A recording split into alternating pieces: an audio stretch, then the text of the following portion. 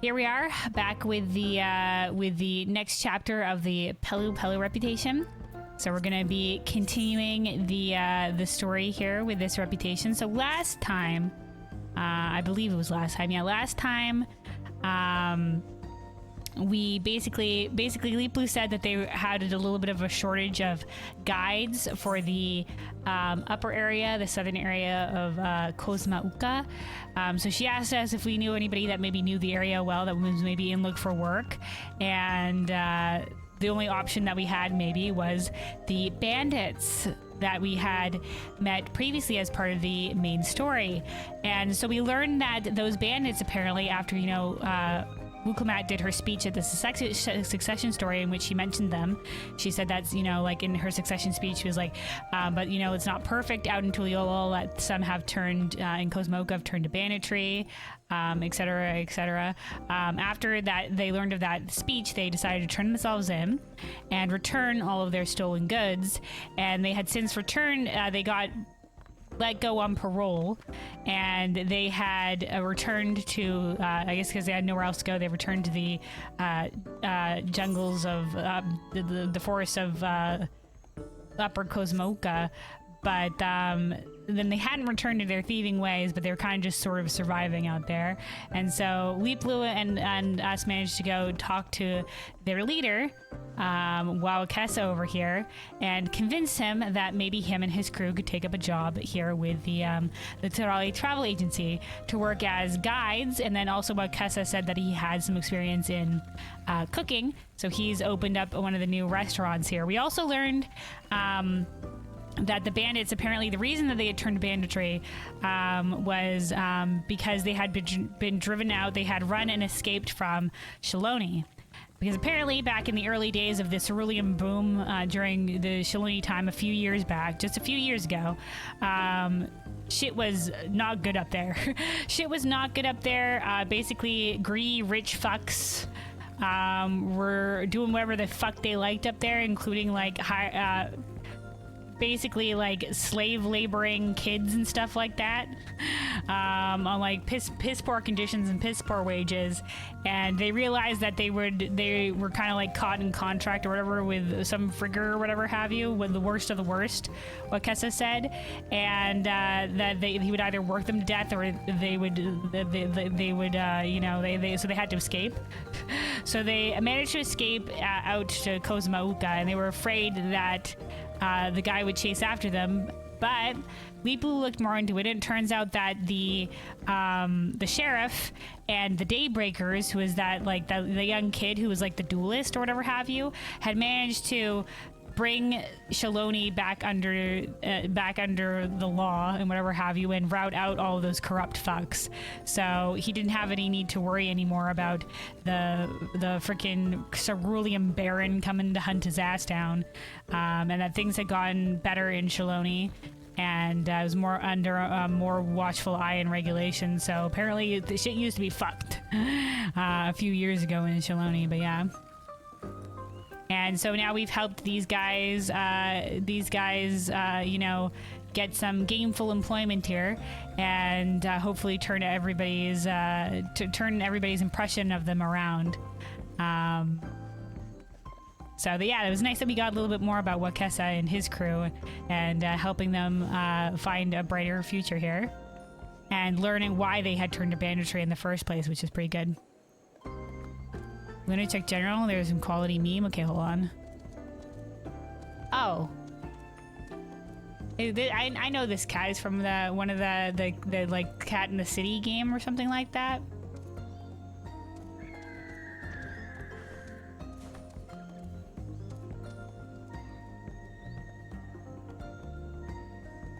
Hold on.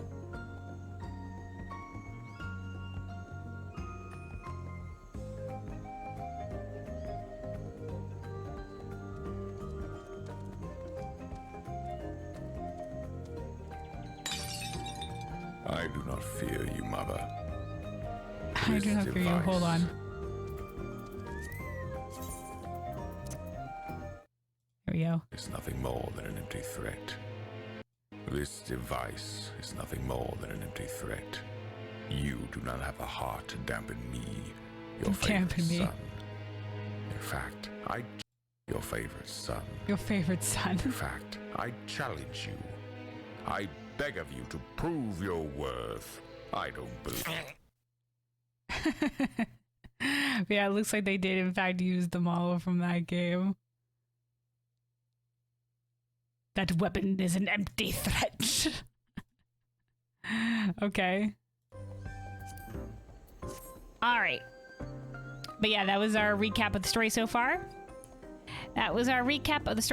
So let us continue here to see what awaits us in the next chapter of this reputation. Alright, Leap Blue. Oh, the little babu punati, the little manatee baby. I guess from across the salt. Interesting. This is an aura, so from the steppes? Maybe?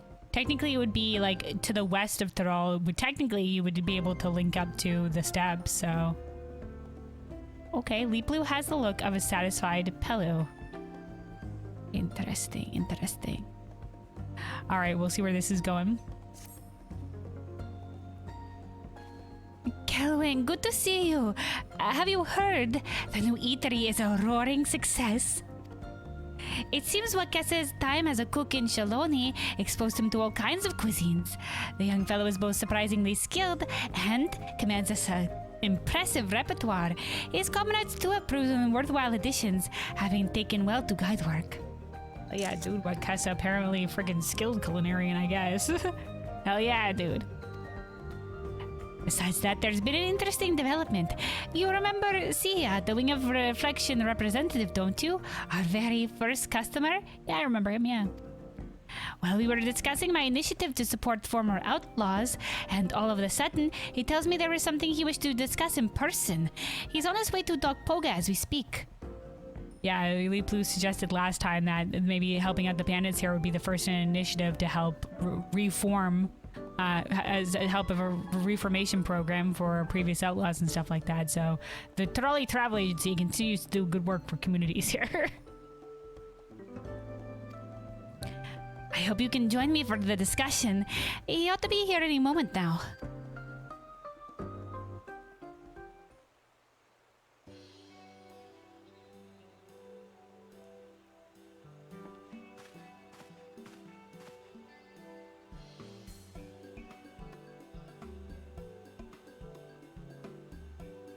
There he is. I think I don't think he was wearing the headgear before. Geez, my dude, I was not expecting you to be here again for this quest line. I think we gave him kind of like a Southern, probably. I think it was like, thank you for setting aside the time to meet me, I think. Sia, it's wonderful to see you again. You seem in the fine fettle indeed. Fine fettle. I haven't heard this expression before. Hold on.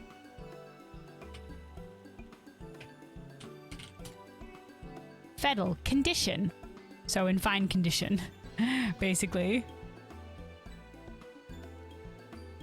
So Bori said you want Leap Blue's goggles? I'm pretty sure the Pelupelu like mask, I think it might include also the hat as well.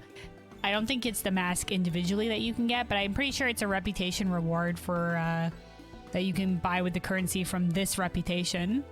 I think you can get like the full Pelu outfit, I think. So there is a way to get the goggles. I don't think on their own though, unfortunately. But yeah, they're pretty good. They're pretty like good goggles. It includes both the duck bill and the hat. Okay, be cool if it was individual. You could have the separate pieces or something.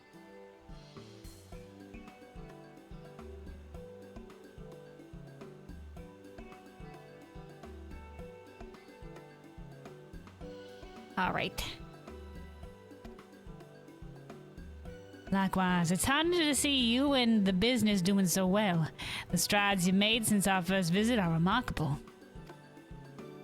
Your expansion into upstream Cosmouca with flying punities was quite the feat, and your decision to employ former bandits has done much for the wider community. A superb achievement. Know that my colleagues back in Tuliola are equally impressed. Yeah, man, this place has been booming, man. Doing a lot of good work here. Doing a lot of good work.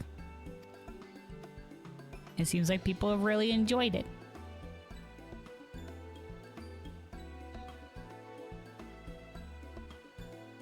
Last time I was here, I spoke of our position on tourism and foreign relations. It is with regards to this that the Wing of Reflection would seek your assistance.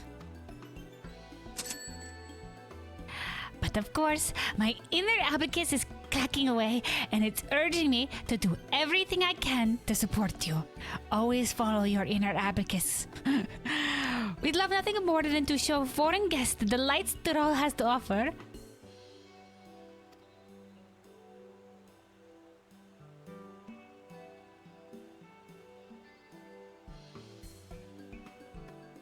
Although visitors from overseas are still few and far between, what exactly would you have us do? You are aware that Tuliola recently entered into an alliance with Razadhan. Yeah. Oh, are we getting someone from Razadhan then? Okay. I saw an Oran, it was immediately like the steps, but oh yeah, there's also Oran Thavnir. Alright, yeah, hell yeah. As it so happens, we received a visitor from the city-state. Hell yeah. Razadhan mentioned, let's go. When we told her about the Turali travel agency, she expressed an interest and experience in the region for herself. Would you be willing to provide one of your tours? It'd be our pleasure. Fortunately, we have a slot available. Excellent. The visitor's name is Safbad. She is of the Aura, a people known for their curved horns and ornate scales. I should also mention that she's an alchemist by trade. I wonder if you were an Aura on these cutscenes. I wonder if it'd be like our friend here. I should also mention that she's an alchemist by trade.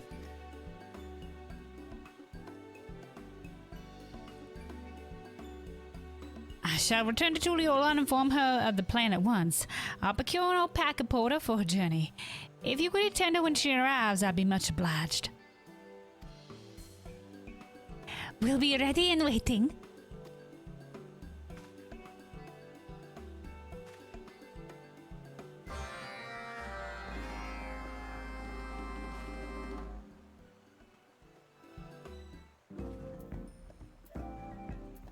Alright, Leaplu. To think the Wing of Reflection would entrust us with the nation's honored guest. What better way to promote Torol as a premier tourist destination? We wouldn't be in this position if it weren't for you and all our hardworking staff. Now that we can't leave anything to chance, we'll need to be fully prepared for Rasavbat's arrival. I don't suppose you visited Razatan. Yes, we have. I'd like to learn as much as I can about our guest's homeland. Okay. Of course, I needn't have asked. I'm not surprised in the least that our special advisor has traveled so far and wide.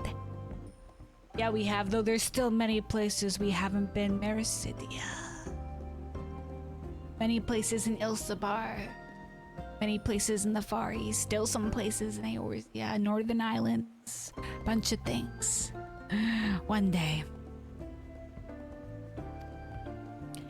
From what I've heard, the climate of Thavnir is similar to that of Kozmauka, so I presume our guests will not be overwhelmed by the heat and humidity. Yep, that's right. My primary concern is the local cuisine. But would you mind speaking to Akessa and sharing your knowledge of Hanish fare with him? It may inspire him to prepare a suitable menu. No worries, we're an expert culinarian. We prepared Hanish dishes before. They do tend to the spicy, we've learned. Very spicy. Alright. Oh, somebody else here with the new seasonal Chocobo barding. Like I said, very quaint. Very quaint. They're just like, yeah, strap a basket of apples on it.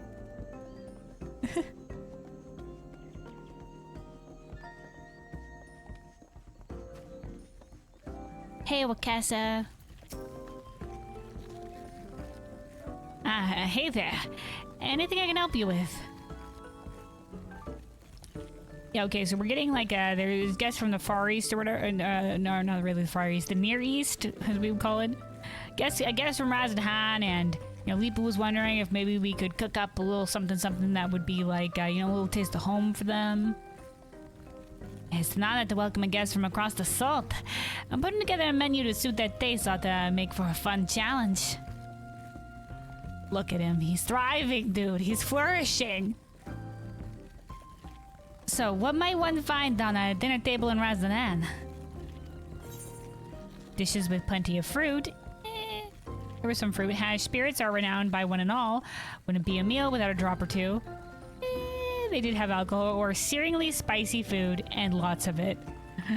That's what I thought when I think Hanish food, as I think of the spicy foods. Did they have plenty of fruits?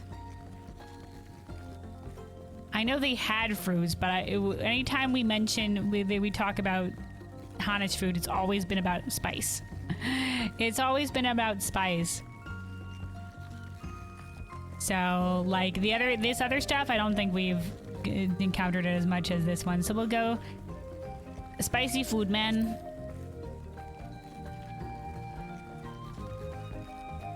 Oh, that packs a spicy punch, huh? In that case, the Moblin's flavorful cuisine might be better received than the more subdued Hano fare. Maybe, but I hope we're not thinking of, like, the Moblin's taste to cuisine. In any event, I'll whip up a meal that puts local flavors front and center and work in a few flourishes to suit our guest. Let Leepu know I've got this covered. Hell yeah, dude, Wakesa. So you're so reliable now, dude. Look at you, master chef, man.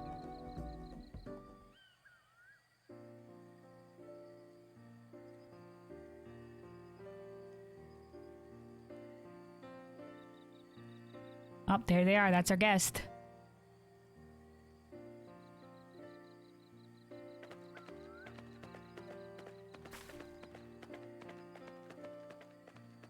Oh, look, they got the monocle thing and everything like that. Look at that.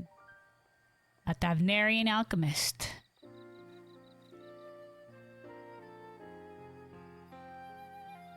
Welcome to Kozumauka. Rasavbat, I presume. It's a pleasure to meet you. I'm Liplu, the founder of the Tarali Travel Agency. I'll be your tour guide.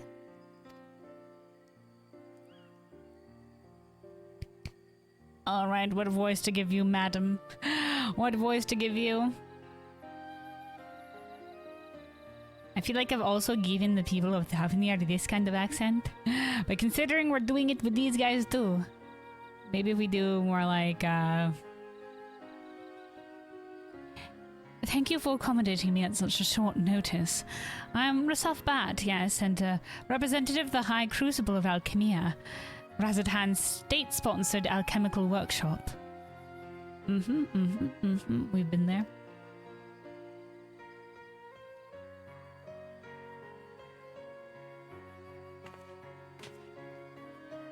Oh, they know of us. Oh, you're Kelwyn, aren't you? Oh, what a coincidence. Our fame precedes us. We are pretty famous in Razadhan, mostly for being a hero of the final days. For helping out during all that fucking nonsense shenanigans. And also, like, I guess the Tower of Zod stuff.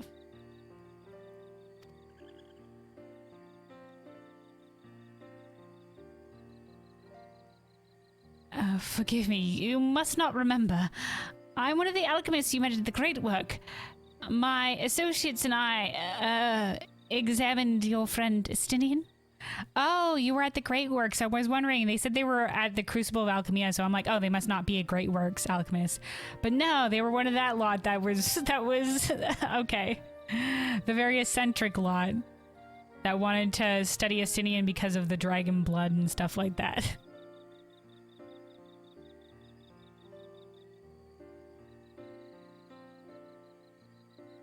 Yeah, she looks nice. Like, she's got very pretty green eyes. I like this color. Yeah, I guess she was one of the eccentric Great Works alchemists.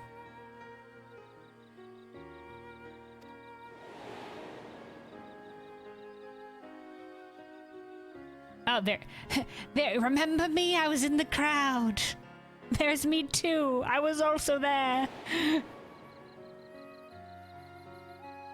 I'm starting to recall the cutscenes, my friend.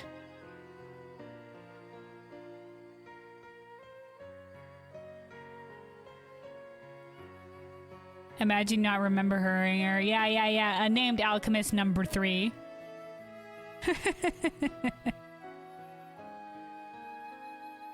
I see you already know each other. Barely. Well, I think it's a little more one-sided than each other suggests. The people of Razadhan, no, all of Thavnir and beyond owe a debt of gratitude to Kelwyn. Yeah, basically the entire star. Don't worry about it though, yeah.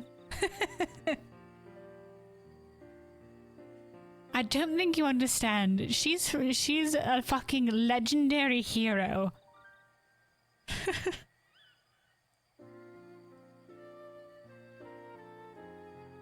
Think is more one-sided than each other suggests. She knows more of me than I do of her. The same goes for all of us here at the Trolley Travel Agency. She's done so much to support our enterprise, not to mention the nation at large. Our good work continues. Our good work continues. I remember when we were doing the questing with Zero, and we went around everywhere, including on the first and stuff like that, and Zero was always impressed, being like, is there nowhere that you don't have friends? And it's, you know, uniting the people and making friends wherever we go. Such is the way of Zem.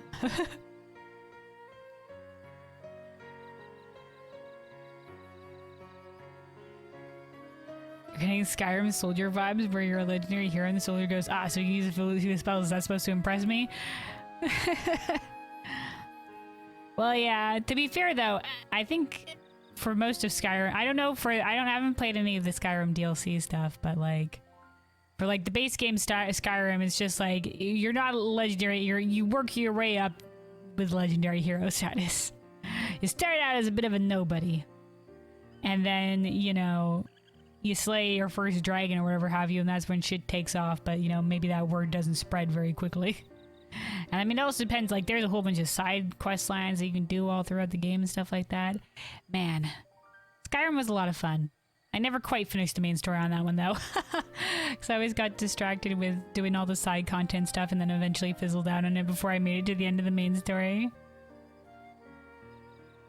But yeah, I'm looking forward to when we got like a teaser for it a while back, like being like, hey, we're working on it. But I'm looking forward to when we see more news about the next Elder Scrolls game. Anyway, though, let's continue here. Incredible. Oh, wait. Incredible. Fate certainly works in mysterious ways. That it does. That it does. We're often at the heart of it.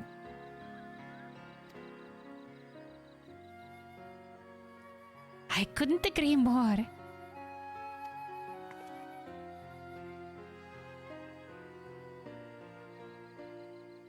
Seeing as how the two of you are already acquainted, perhaps you care to join us on the tour. Sure. Of course, or she'll have her own personal protector, or if you insist, ... Now we'll go with of course.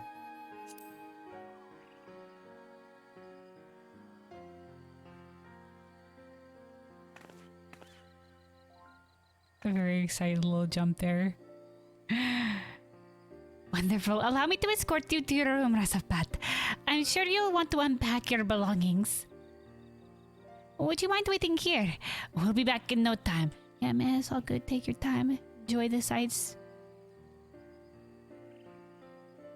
I can't wait to see what Kozma Uka has to offer. This is going to be marvelous.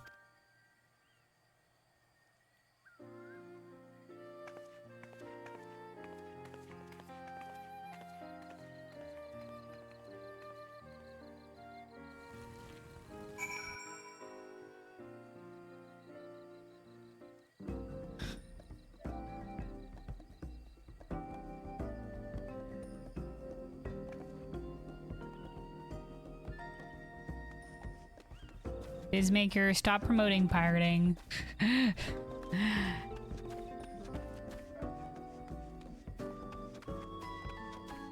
Yeah, Ruri said you're half on the fence of the new Dragon Age still. Yee.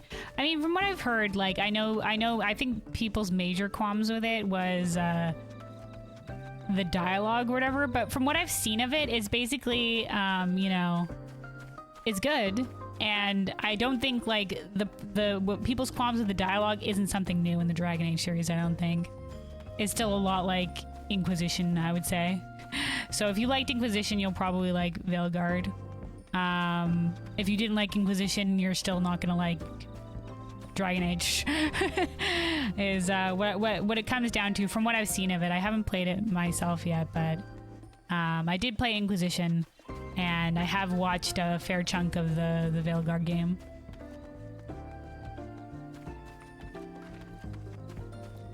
Also, where you say you bought the last Assassin's Creed and still never played it. Oh man. Yeah, I haven't played the Assassin's Creed series myself, but my brother does, and yeah, they just the amount of Assassin's Creed games that they just consistently churn out. I don't think maybe recently, but it's been like, you know, it's a fair amount of them. So keeping up with all of them, and then like, you know, like it's already my brother gets like Assassin's Creeded out, and he'll be like, yeah, I'll get back to maybe playing an Assassin's Creed game later, but you know, it's too much, man. But like the last Assassin's Creed game, dude, I can't even remember what the last Assassin's Creed game was. Cause I remember there was one in Greece, and then there was like Valhalla. And then there was Origins. I can't remember the order these things came out in. Anyway, there's a lot of them. Mirage. Oh right, yeah. Oh yeah, that's like the new one, right? Yeah. And now there's another Assassin's Creed on the block too. So yeah. Okay, yeah, Mirage. I remember.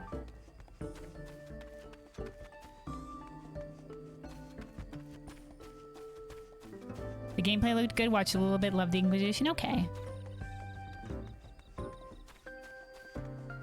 Then yeah, maybe. I think you probably like Veilguard, but I mean, sometimes it's up to the individual.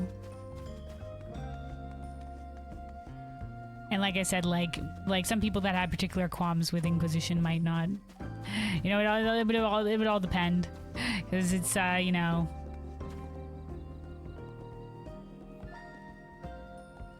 Veilguard does its own thing in some regards too, from what I've seen.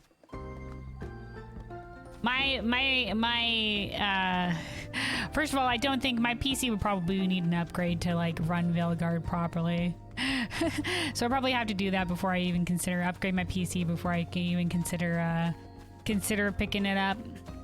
But yeah, my biggest qualm has always been like the dialogue wheel, but that's like in most games that have that sort of dialogue wheel, because it's not just in Dragon Age, but like I just wish, like in Dragon Age Origins, like you because your character's not voiced, you just have like what you say, and the dialogue option is what you say. But in games like this, and it's not just Dragon Age, it's in all the sorts of games with this kind of dialogue wheel, it's kind of like, here's an estimate of what you're probably going to say. And it's just like, man, because sometimes you misguess the tone of what the dialogue option is, or like what exactly is going to be said here or whatever. I think there's actually a mod, I think. Because I think I saw some people talking about it, and somebody said that I think at least for Dragon Age Inquisition, their stuff, they had like a mod that would just show you the full thing of what your character says. And I would love that, because when I played Dragon Age Inquisition, I was really save scumming that shit, because I wanted the exact dialogue options that I wanted, and if I wasn't pleased with the dialogue options, I'd be like, all right, reload. Try the conversation again.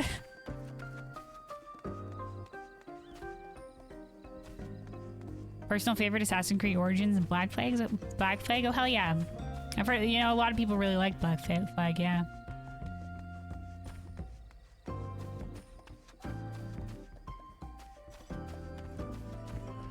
Alright, anyway.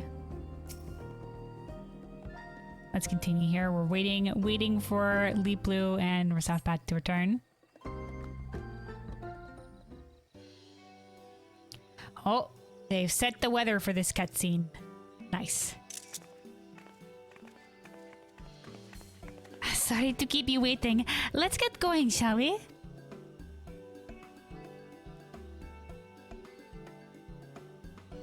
I always appreciate when they set the weather for a cutscene.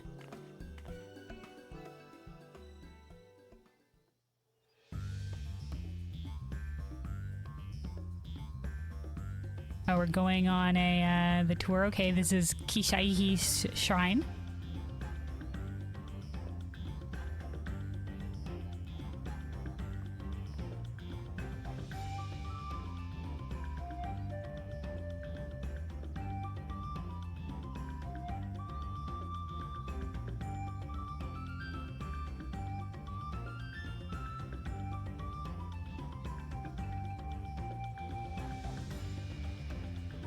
And then a meal at the restaurant.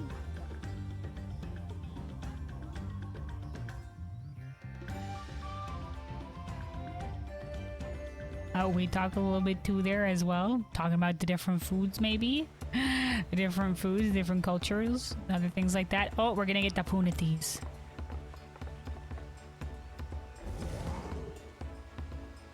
Ta-da, bitches, it flies.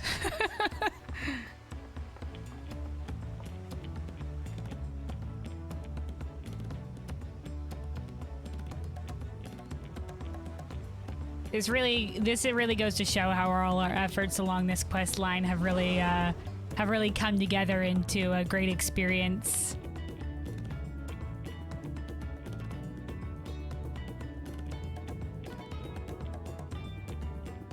Oh, this is talking about the crafting and everything. Like, oh my god, my boy Fonjotin, hello.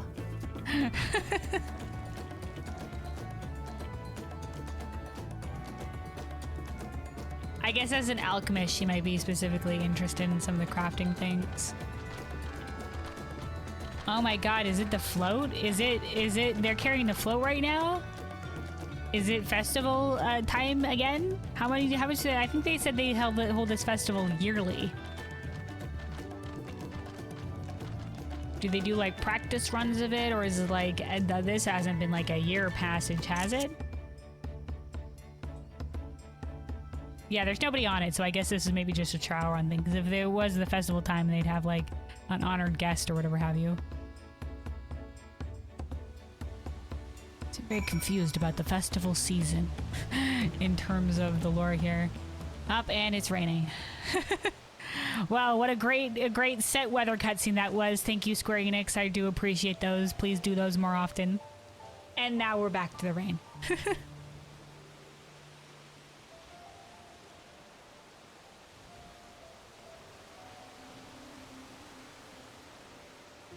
Seems to be having the time of her life. Yeah, Rasapat. Yeah, she was very excited for all that. It was great. It's been a great tour. Also, been making sure at least you're good dialogue options matter nothing there. Yeah, a lot of dialogue options in many games are basically just an illusion of choice, or more specifically, like, well, I mean, Dragon Age does have like choices that affect the world, and choices that will come back into play in later games a little bit sometimes too. Like they did in like they did with certain characters appearing or not appearing in the later games or other stuff like that. So there is some of the important decisions like that. But yeah, most of it is just character flavor. You know, for most options in many games are just like character flavor for yourself. Which I like. Well, I like when they give us the option of, you know, character, you know, like in Final Fantasy 14, you know, most dialogue options don't mean anything, but it's like, well, what would your character say here, you know, kind of thing.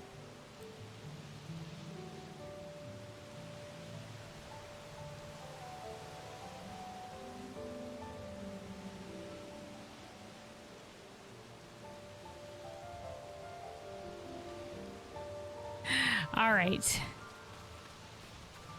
Massive bat. What a splendid place.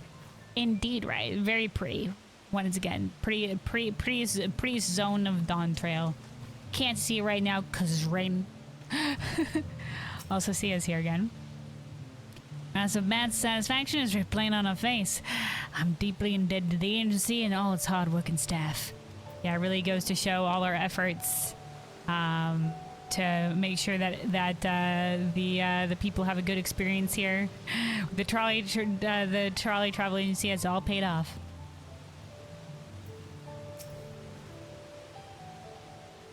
I'm so relieved everything went on off without a hitch. And who'd have thought that we'd get to watch the Hano rehearsing for the next Ihana. Okay, it was rehearsal. It was rehearsal. Also, surprise festival rehearsal.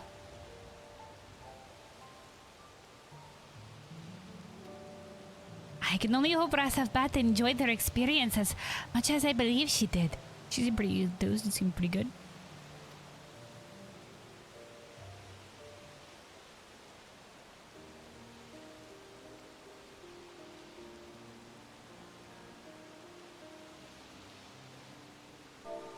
It's a bit of quiet music.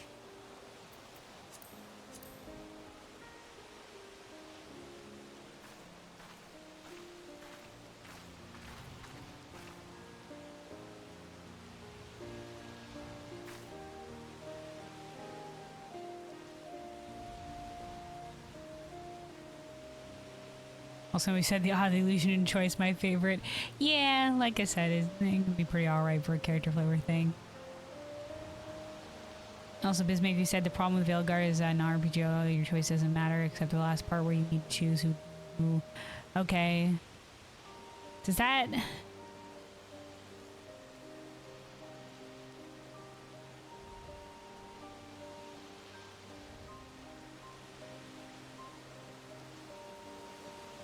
Oh yeah, a lot of the times, like there's some big final choices in a game, or like, you know, like in terms of Dragon Age, there's usually some bigger choices than others, for sure.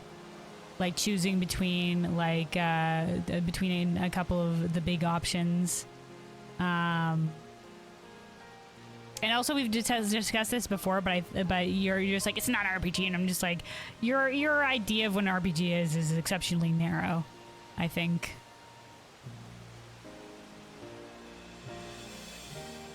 You hate RPG where you can't bully NPC. Oh, to each their own. To each their own.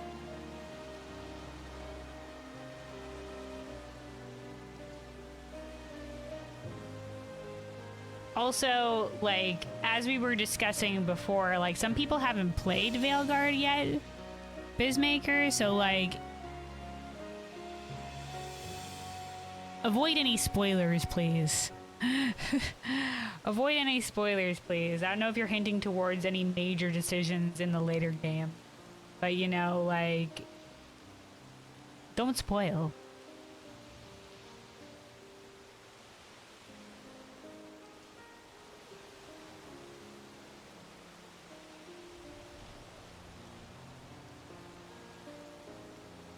Uh-huh. Anyway, Rasavbat, I want to thank you all for everything you've done. This was a true delight.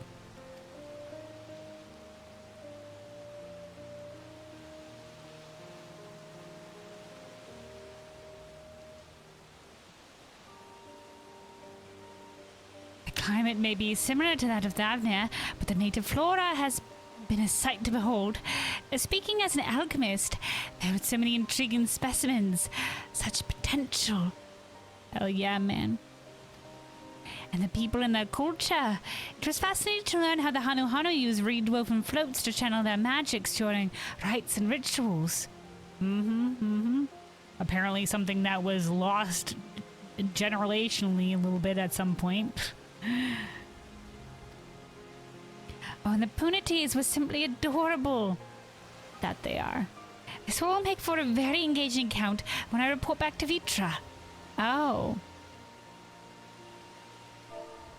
Reporting specifically back to Vitra.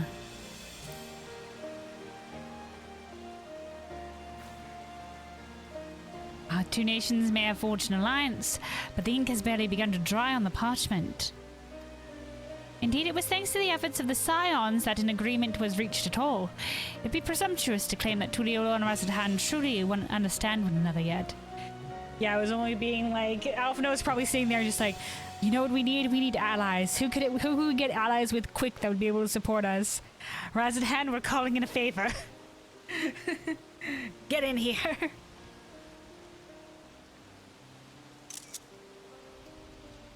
is why the satrap sent me to explore the potential for other mutually beneficial arrangements and to confirm the friendship between our nations. Will stand the test of time. Hell yeah, hell yeah. The Hanu and the unique magical traditions, the plant specimens you spoke of. I think this knowledge would benefit Razanahan. Will it? Nod. If we're able to maintain relations and encourage the flow of people between our two nations, Razanahan stands to gain a great deal. Of that I'm certain. Hell yeah, trade between these two nations benefiting one another. Besides, there's so much more I wish to learn about this land. I plan on spending the rest of my time here doing just that. Hell yeah, lass. Oh, wonderful, simply wonderful. When you return to Razatan, I hope you let everyone know what a great place Kozmauka is to visit. Or, better yet, the whole of Dural.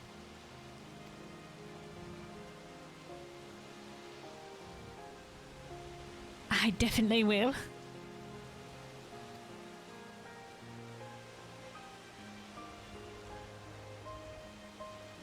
Alright, smile. Well, I suppose we should head back to the agency.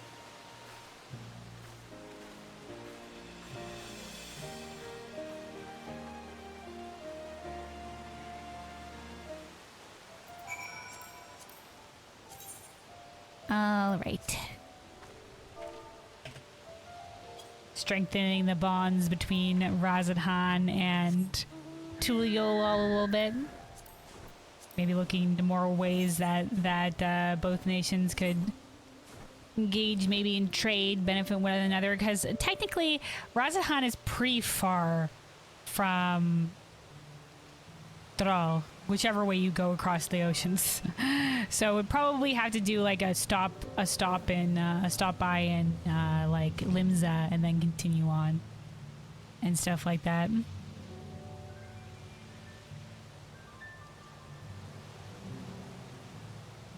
But yeah, maybe a lot that each nation could stand to benefit from one another. Up here we go. Is something going to be going down here in this little thing? Is that where you're standing in front of it? Okay, I never noticed this before. Is this where we're going to have maybe a monument or something here? Alright, Liplu. You just leave the rest to us. We'll make sure that the remainder of Rasapat's stay is truly unforgettable.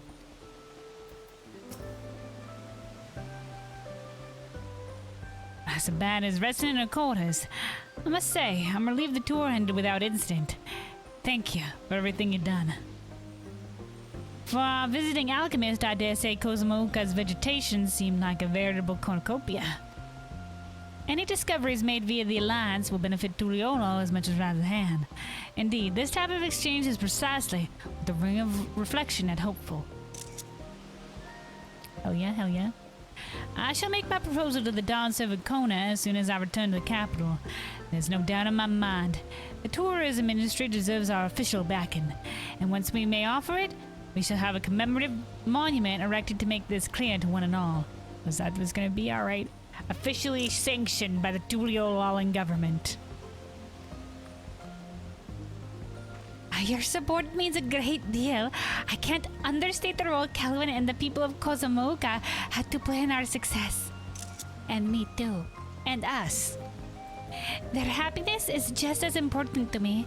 The pell we earn must serve to enrich the community, which is why I can't rest on my laurels for even a moment. Hell yeah. It's been reiterated and like enforced over and over that, you know, the trolley travel agency, you know, like seeks to make sure that its efforts benefit the community that they're doing the tourism in, which is really great.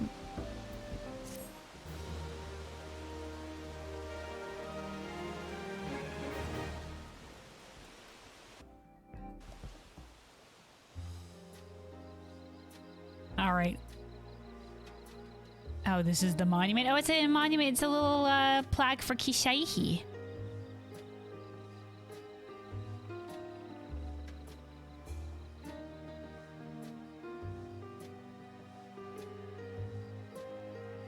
Oh, also, we're looking around at all the different vicinities and the facilities.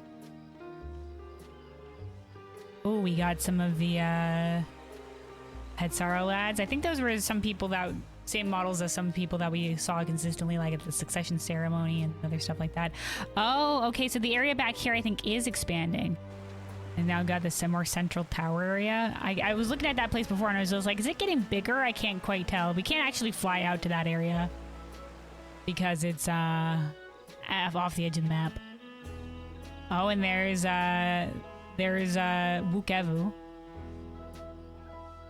We know is as a ship in its capacity as a shipwright is helping build this place, or help build this place. Thanks to the travails of Pelupelu and her associates, the Terali Travel Agency is on the cusp of receiving official backing from the Wing of Reflection.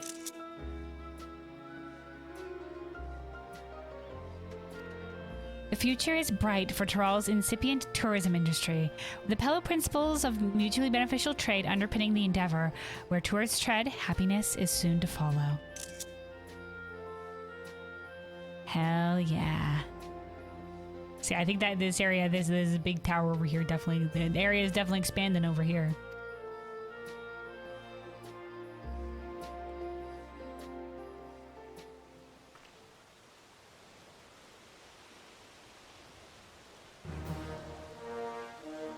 Our reputation has increased to sworn.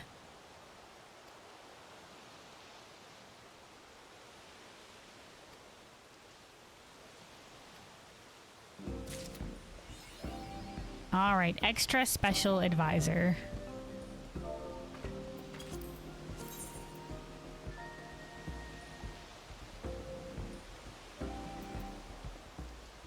Here we go. Tourist Wrangler. Tourist Wrangler. Is this... Okay, now yeah, we have one more reputation level still to go. I'm just like, no, we had one more before the finale, technically. Before the finale, because it's Bloodsworn, and then if when the culmination storyline comes out between all the reputations, we'll be able to get allied. But yeah, we still have one more to go for Bloodsworn, and usually it takes a couple of weeks of the dailies to get to the last reputation level, which I think...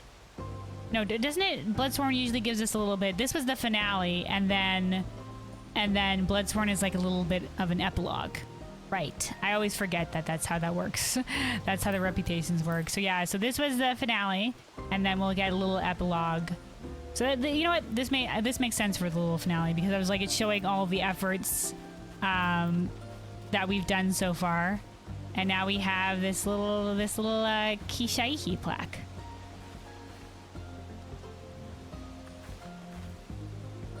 And maybe I'll come back here when it's not raining. Maybe I'll come back here when it's not raining and take a picture of this. Take a screenshot, but this is great. I was like, I knew, I was like, we were standing here for a reason, so. But the last reputation level will probably like, just like, oh look, like this, did this area get a little bit of upgrade too before with this little thing?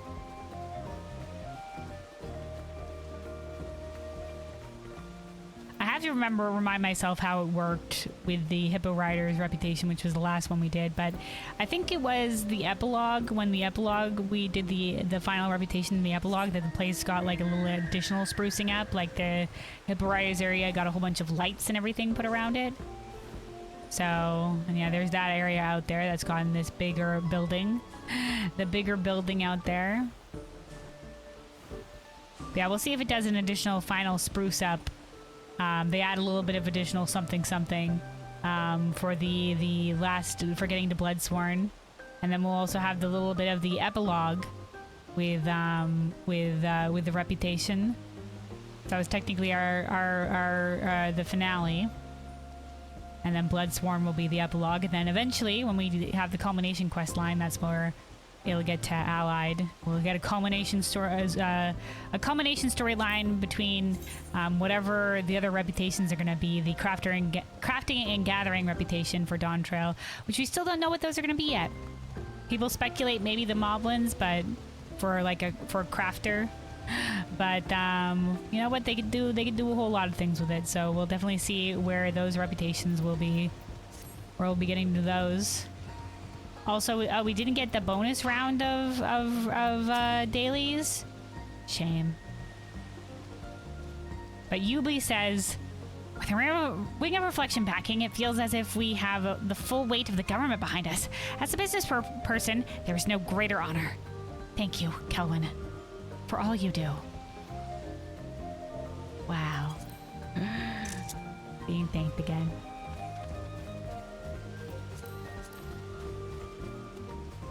Let's see if these guys have anything else having new to say. Nope. What about Leaplu? Leaplu? I'm delighted Rasabeth enjoyed their visit. Not to mention overjoyed that the Wing of Reflection gave us their backing. Just so there is no misunderstandings, it's not the backing itself that has me so happy. No, it's that all our efforts are beginning to bear fruit. Hell yeah, Leaplu, hell yeah. Bearing fruit, just like the namesake of this place, Doc Poga. Poga, we learned meaning fruit in the Hano Hano tongue. All our efforts bearing fruit, man. You definitely see it come together in the tour that we gave. So I really hope the epilogue quest leaves us with like, and then we're planning on expanding further in Toral, because that was their original goal, but because this is, you know, reputations are usually focused in like one area, you know, it's been expanding the tour in Kozumauka. So we'll see what we get when we next do this, when we get to Bloodsworn. And it's honestly perfect timing, because like I said,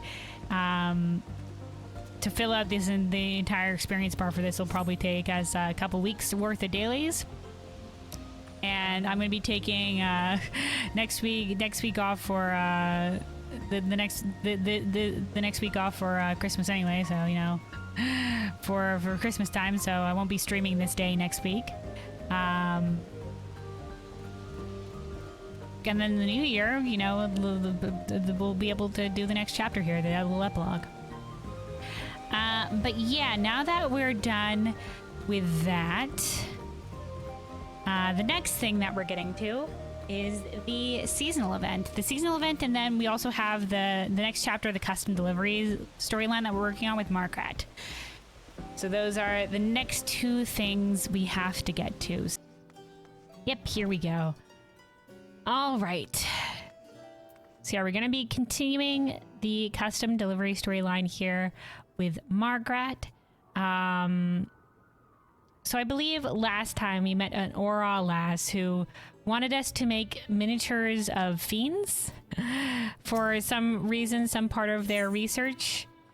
Basically, with the Margrat questline here, we're helping out a whole bunch of scientists in Labyrinthos, ones who helped work on the Ragnarok, the ship that helped send us to the final battle. And we're helping them with things that Charlayan may not deem as necessary, and so won't fund, because Charlayan's very strict about, you know, like only what's necessary logically, and you know, like it's the same thing with like, you know, like stuff like the Archon loaf, like, oh, it's got all the nutritions in there, but flavor, I mean, you know, who needs that? It's the same thing with this. It's just like, oh, these additional things, who needs that though, even though it'll improve the working conditions and stuff. The Wagnawalk, yeah. The Wagnawalk. Okay, so we're making miniatures for Ibuki. Alright. Let's maybe do it on... Doesn't matter what crafter I do it on, but you know, for making miniatures, probably making it out of metal. So we'll go with... Or maybe, yeah, we'll go blacksmith. Alright. Let's see. Custom deliveries. Right, okay, so it's a 1-to-1 ratio, so we need to buy the goods over here first. Here we go. So 6 of these to continue the story, and then we just gotta craft them into the miniatures. Here we go.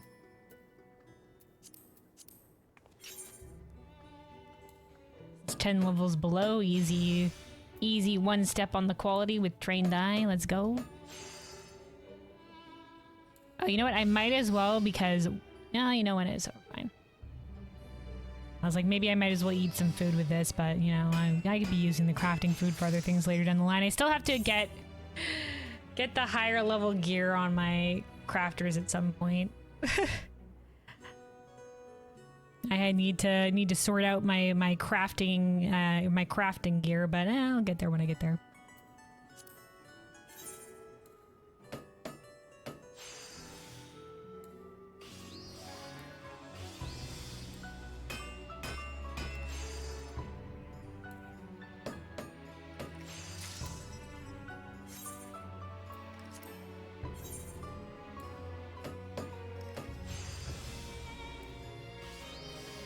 Yeah, I do also have a lot of gatherer food too.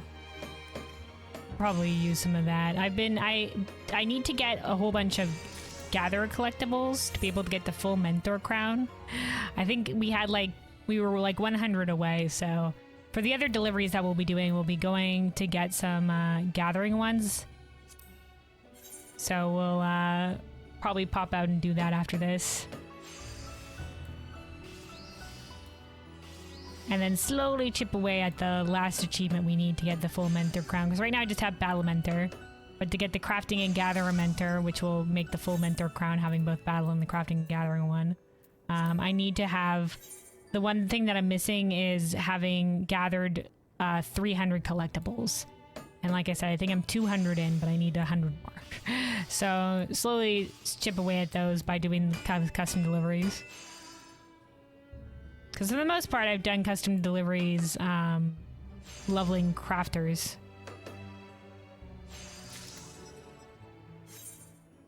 All right, and then the last one here, the last one.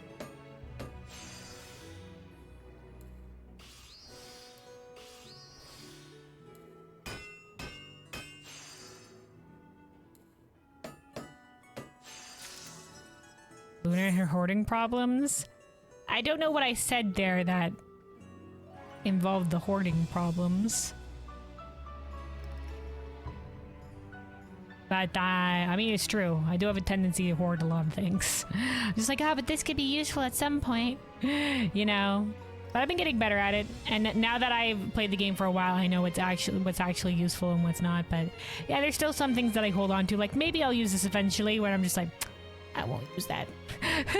No, I won't. No, I won't. Oh, Mao and Dawson Blue, right? Yeah, this is all the crafting and gathering food. That's why I said a whole bunch of food. This is materia that I use. So I mean, honestly, I probably don't need the PUD materia. I can just probably get rid of that. These are dyes that I frequently use. These are potions. Like my tinctures and stuff like that. And the cordials that I use. My Gissel Greens, I gotta use these at some point. I think I can get the Soul of the Crafter thing. I think one more of the classes can get like specialized or something. I forget what it does, but I think I can do it with one more. I just need to decide which one. Right now I have it for Alchemist and Culinarian. And then... So this is mostly just food for crafting and gathering that I should probably use at some point. And then these are like cool sparkler effects that I like to use. These are my Aetheryte tickets. Oh my god, I forgot I had the Gold Saucer Aetheryte ticket. Fool me, I should have been using these. These are my totems. These are some crafting things. And then these are all the things we picked up. And then these are materia that I should probably sell. And then these are my books and armors and things. I'm gonna like, behold my trash. It's not trash, it's mostly useful. And then there's also my full to the brim Chocobo saddlebag, which also... all filled with useful things. These are all like little collectible currency things and stuff. So, you know. And I have this because I just think they're neat. Yeah, there's a couple of things like that. Like I said, like my fireworks collection. You know. Look at this stuff. Isn't it neat?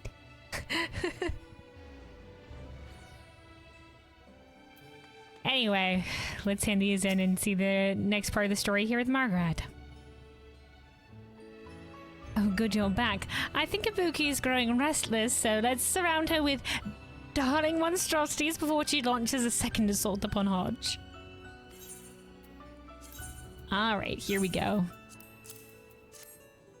It sounds like you're free to procure anything from grotesquely realistic clay sculptures to adorable plush creatures. Oh yeah, she said really anything. Ibuki said anything, any replica in any capacity.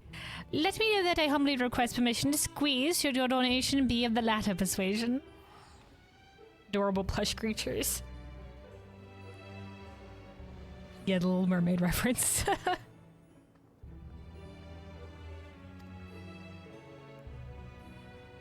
And that's the usual high quality line. Alright, so let's hand the rest of these in. Ooh, I got a bunch of orange scripts I should use at some point. Anyway. Anyway.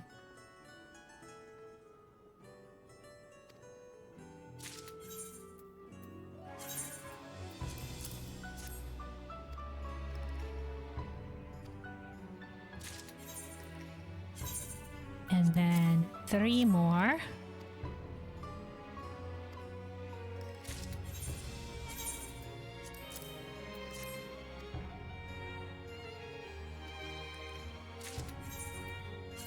And last one.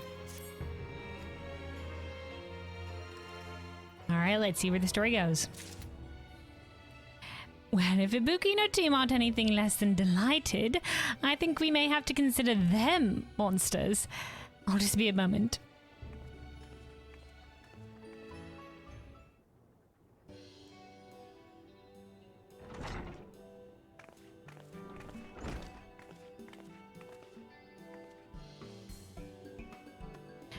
Look, I procured something of my own. A researcher brimming with gratitude.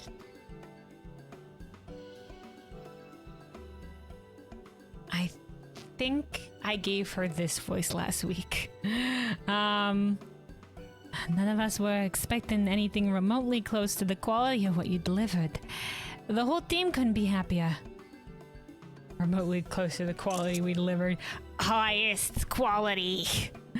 Always. Finally, we'll have furnishings more inspired than peeling wallpaper and criminally slow timepieces. I can feel my investment in the drudgery improving already.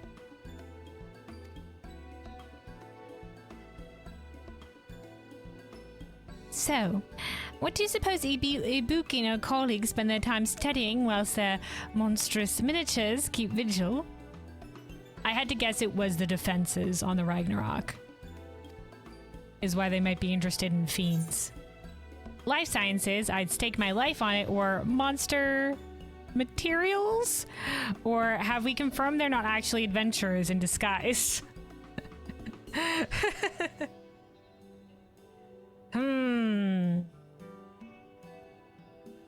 I'm not willing to stake my life on anything with these odd bunch of scientists. I'm not willing to. Monster ... materials? Question mark? It could be. It could be.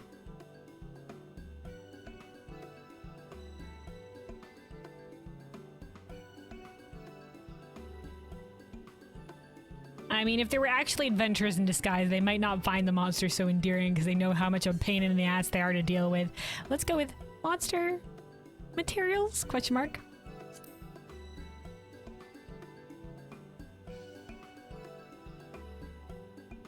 Warm. Very warm indeed. Ibuki's team specializes in materials engineering.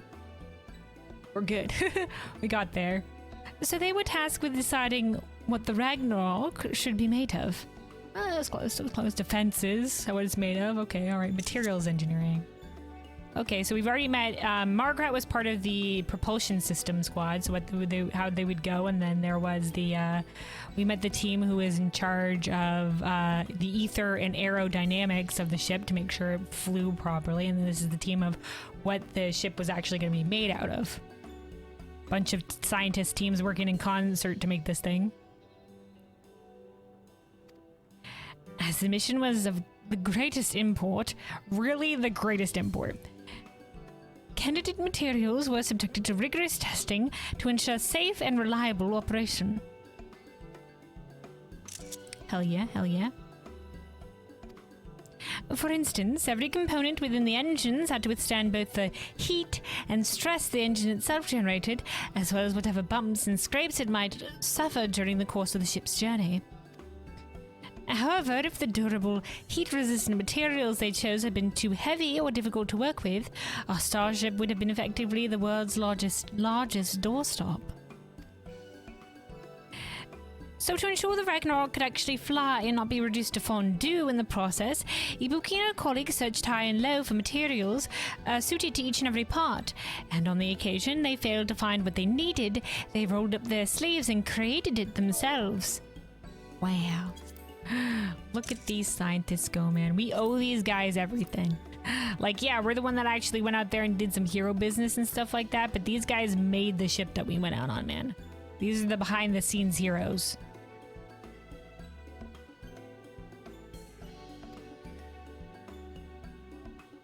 People tend to be more interested in the bigger picture by what is being made rather than what it's made of. But I've made my peace with it. It's a fairly mundane job, truth be told. Nah, man, good for you, dude. Yes. Yes, what something is made out of is important.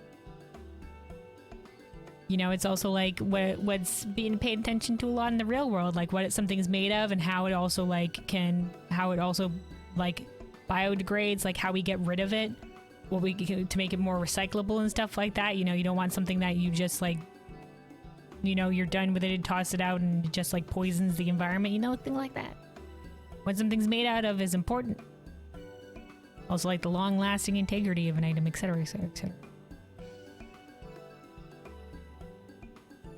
Sustainable resourcing.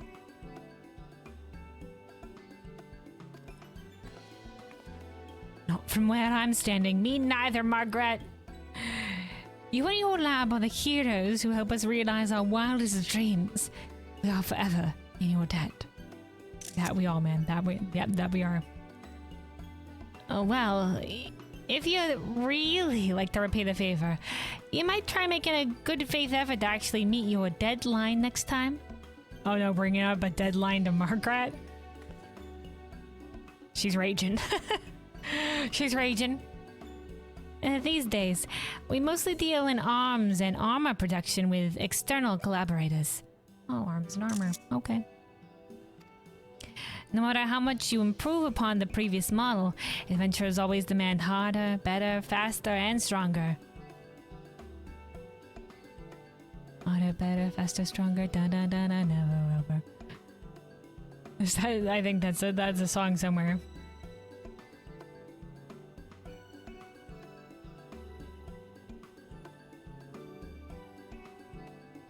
Adventurers always want the next thing. Okay. Always ramping up the challenges.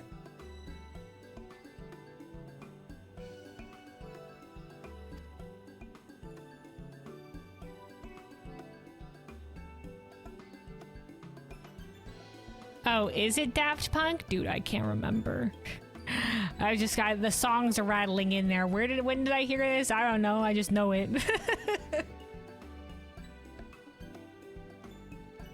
Could remember it was Daft Punk though.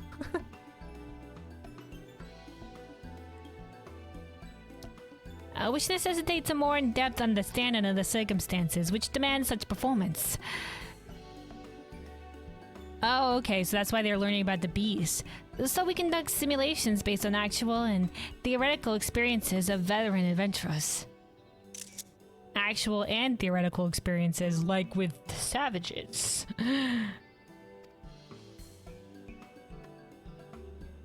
Which in turn means extensive research into the myriad monstrosities of the world. Perhaps too extensive, given how it has influenced our team. To be monster aficionados. Influenced being instilled an obsession in.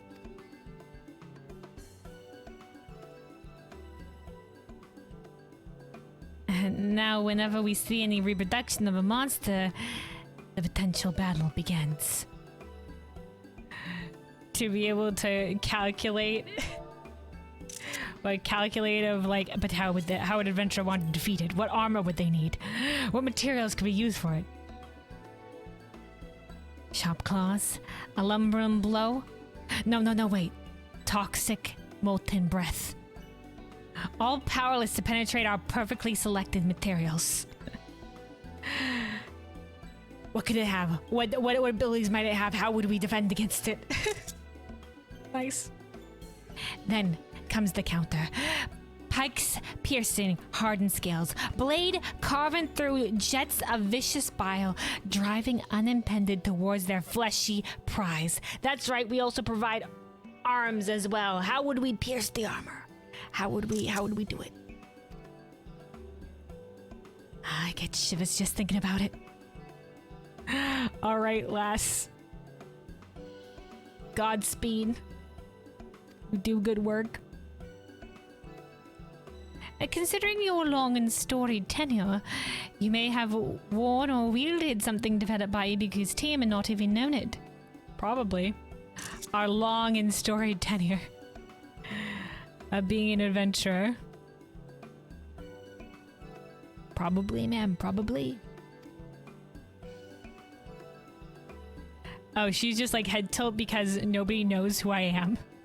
Margrat was surprised when I got introduced as well. She and Margrat's been keeping it a secret. Because they're all just like, yeah, my gleaner friend. Yeah, basically power scaling the monsters. Get the power readings out here. In your report, you just write "nah, I'd win" and then submit it. I don't even need armor. I'll go bear wrestle it. Don't need arms either. Don't need any arms or armor. Go mano a mano. Well, fine. Okay. Alright, Ibuki. Guild ship missions so perilous these days.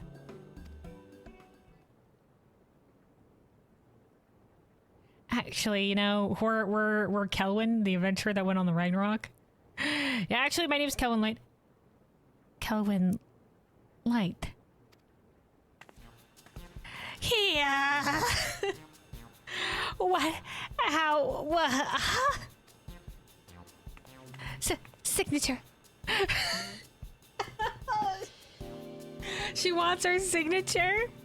Oh my god, she's so famous. Signature. On the thing you just brought me. Did you sign?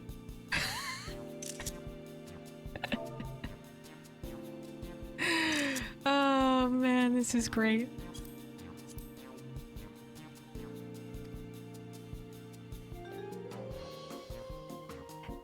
Just your initials on the underside. Oh, we do sign it on with initials.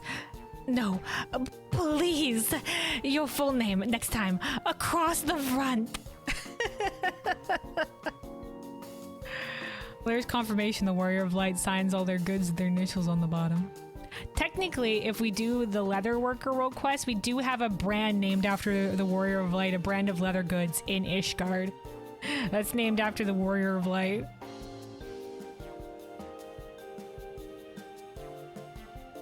And now this as well, checking for the initials on thing. It's a Kelwyn Light original!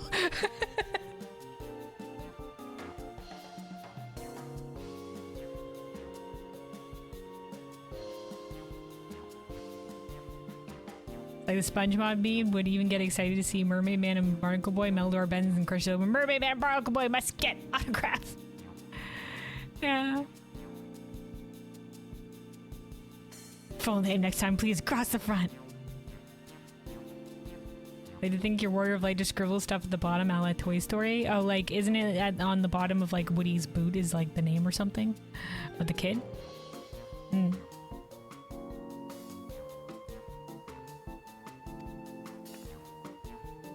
Oh, Margaret's laughing. And you, Margrat, how dare you conceal such crucial information? Just wait till the rest of the team hears about this. There they go. I love how we're helping out these scientists and they're slowly learning who we are. Like, yeah, she's the hero that boarded our ship and like saved the world. There we go.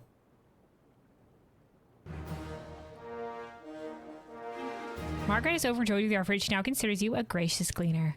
All right. Also, hold on a second. My headset's low on charge.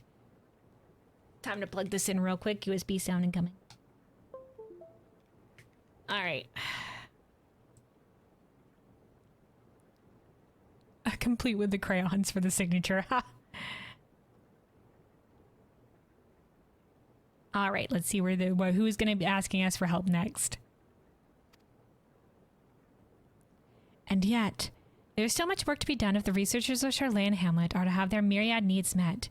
To that end, Margaret has a new favor to ask of you.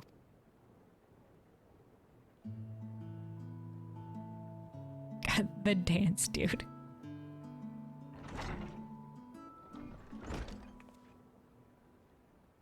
An elegant gent. An elegant gent.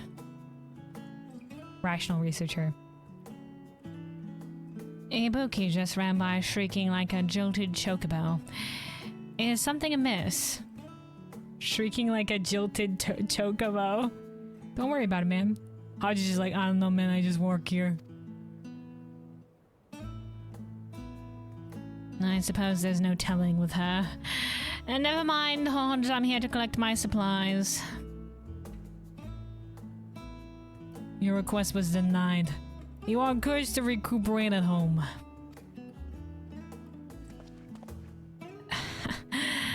That's rich. Rich or not, that's the official answer. Nothing I can do about it, I just work here.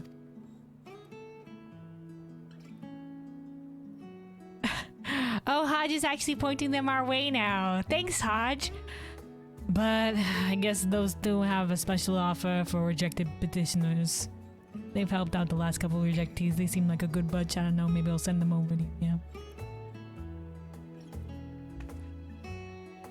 Why, Hodge? The nerve of you!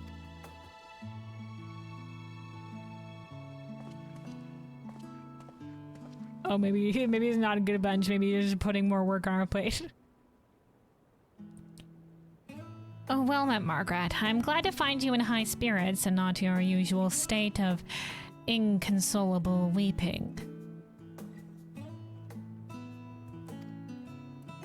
Usual state of inconsolable weeping. I believe we have yet to be acquainted. Grandulet, systems etherologist. Systems etherologist, okay.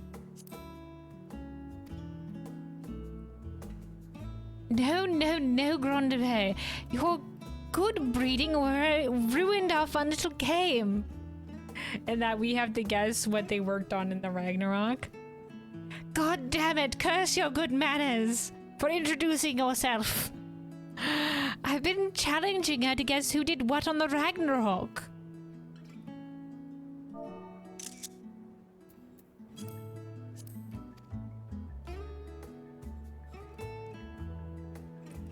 Our systems etherologist basically ensured that, on an arcane level, the Ragnarok was easy to operate. Okay, so like the operation system. Each component was imbued with supplemental magic, and without having to employ overworked mages skirting about activating geometries. Okay. So we worked on the magic part of it. This was possible because many systems were designed to function automatically in the presence of sufficient ether. But how do you ensure the requisite quantities of ether are supplied throughout the ship? All the screenshots, this is interesting, like down to the details lore. Calling the system's etherologists, Condoved's team was tasked with the development of regulators to reallocate ether as the systems dictate. Regulators mean something else nowadays. But yes, like ether regulators. Yes, quite. to reallocate ether as the system dictates, so when our furry pilots engage the throttle, aka the Loporits, the Ragnarok sped up instead of sputtered to a halt or exploded. Okay. Needless to say, it is intricate work that requires a deep understanding of how a host of complex mechanisms interact, far beyond the scope of a harried gaggle of mages.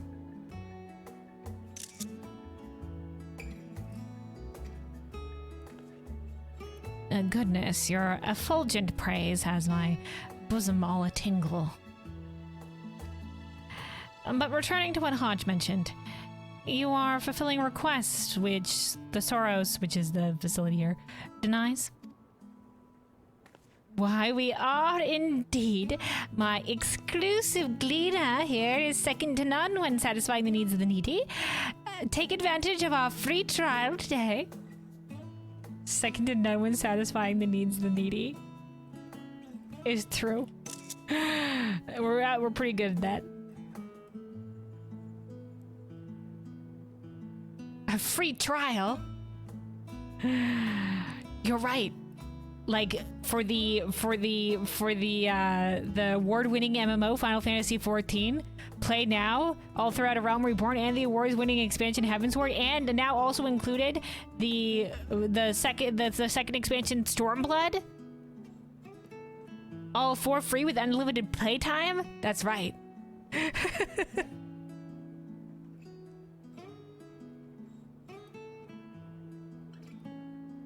Anyway, though, Gruntiva, though I'm curious as to what prompted said trial, it would be foolish to reject your offer.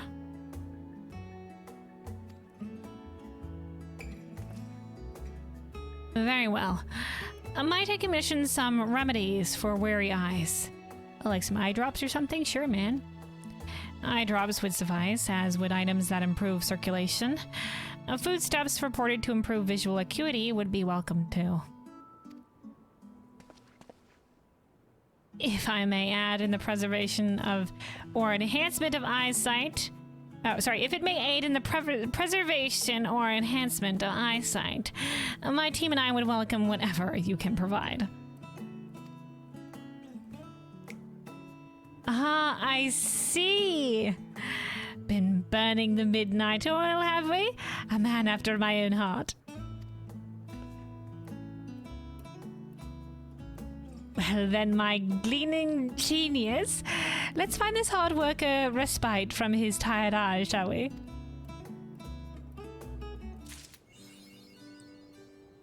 Alright, so yeah, we'll be able to continue this story with Margrat next time, because this was our full round of deliveries with her. So this is going to be the, hey, you've reached the maximum of your deliveries this week. Come back next week. I respect your dedication, Gilwyn. Hard delivering commissions on time and with a smile. Oh, sorry. Hand delivering commissions on time with a smile. That's service.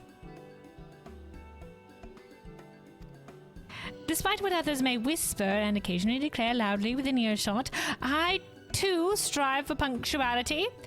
And were it not for the bastard, management stipulating such aggressive deadlines, I might well have time for a smile or two. I get it, Margrat. Frig the management. Stick it to him.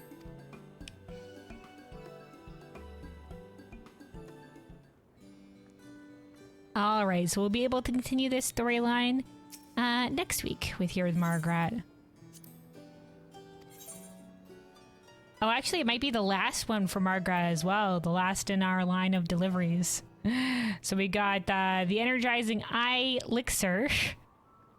Apply directly to the eyeball for optimal exhaustion relief. If you experience side effects such as loss of vision, dizziness, nausea, or death, stop use immediately and seek the counsel of your nearest chirurgeon. And then the eye elixir materials. Powder that promises to relieve eye strain once properly prepared. Applying directly to the eyeball is likely to exacerbate ocular discomfort and is highly discouraged. Or also fish. Or also toss fishing in here. The species of yellowtail is particularly valued for its rich vitamin content. All right. So yeah, we'll see you the last, I guess, of this storyline next time, which is a shame. I really like this. I really like this quest so far. Just learning about more about the different engineers that made the Ragnarok, and then them having the little bit of the fan moment of learning who we are. Like, oh my god, you're famous. That last there. Being like, oh my god, I need your autograph. That was great. But yeah, we shall see the ending of this custom delivery next time.